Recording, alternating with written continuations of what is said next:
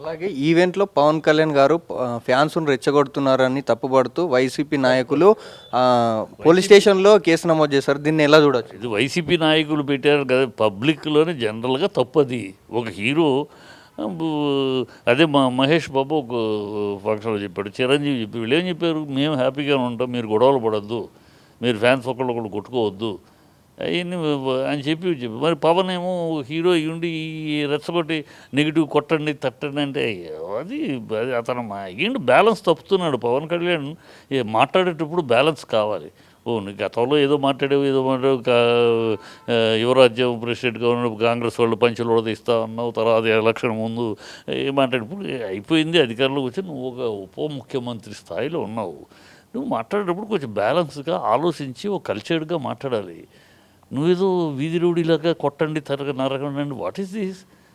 మరి YCP అనేందుకు general పబ్లికే తిడుతున్నారు. దానికి వైసీపీ అని కనుక రాజకీయ రంగు పొలవడం కూడా, మీరు కూడా జర్నలిస్టులు, వైసీపీ కాదు అసలు అన్నమాట తప్పు మాట అది. వైసీపీ ఏంటి ఇంకొకళ్ళు ఏంటి ఎవడైనా తిడతాడు, ఏ బుద్ధున్న మాటేనా అంటారు. అది దాన్ని వైసీపీ అనటం వల్ల దాన్ని ఏదో అండర్మైన్ చేయటం, వైసీపీ అనటం వల్ల అది తప్పు, లేకపోతే చాలా మంచి మాట అన్నట్టు రాజకీయాలు కలిపి అనవసరంగా మీరు మీడియా చేస్తున్న పని ఇది. వైసీపీ జనరల్ పబ్లిక్ అయితే అసహించుకుంటారు ఆ మాటని. ఒక హీరోగా ఉండి సమయం పాటించడం చెప్పాల్సింది పోయి కొట్టండి, తిప్పి కొట్టండి అని రౌడీతనం రెచ్చగొడుతున్నారు.